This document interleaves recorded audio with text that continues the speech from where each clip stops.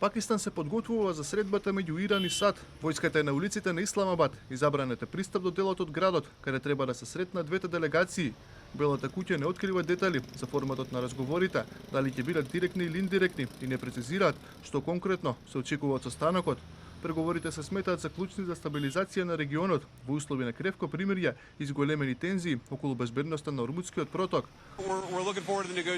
Ако иранците се подготвени да преговараат со добра намера, ние секако сме подготвени да подадеме рака за соработка, тоа е едно.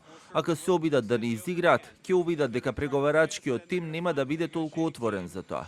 Иранската државна телевизија објави порака на новиот врховен лидер на Иран, ајатолахот Моџтаба Хамнеи, во која се наведува дека Техеран ќе бара надомест за сите воени штети.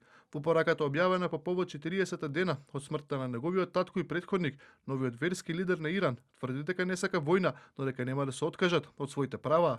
И од иранското МНР порача дека ако САД сакаат преговорите да завршат успешно, војната мора да заврши и во останатите делови од Блискиот Исток.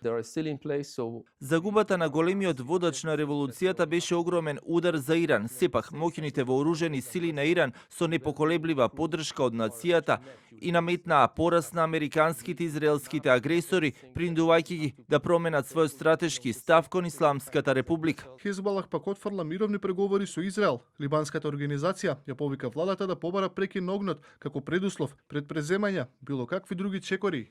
Повторуваме дека ги отфрламе сите преговори меѓу Либан и израелскиот непријател, како и потребата да се почитуваат националните принципи пред се повлекувањето на Израел, прекинот на непријателствата и враќањето на жителите во нивните села и градови. Либанските власти се уште се обидуваат да се справат со последиците од израелскиот напад, во кој загинаа повеќе од 250 лица.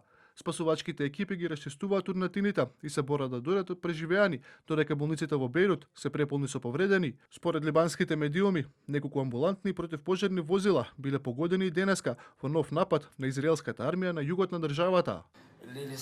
Мислев дека сум мртов, не знам што точно се случи. Видов силна светлина и некој како паѓа до мен. Беше мртов. Сакам да знам зошто се случи тоа. Денеска беа донесени 70 повредени. За жал, двајца веќе починаа. Ова не уништува психички, но мора да останеме смирени за да можеме да им помогнеме на сите кои доаѓаат тука. Војната на Блискиот Исток веќе доведе до присилно раселување на повеќе од 4 милиони лица, соопшти Светската здравствена организација. Според најновиот извештај, во војната досега загинаа повеќе од 4000 лица, а повеќе од 45.000 се повредени во регионот од почетокот на американско-израелската војна против Иран, кој почна кон крајот на февруари.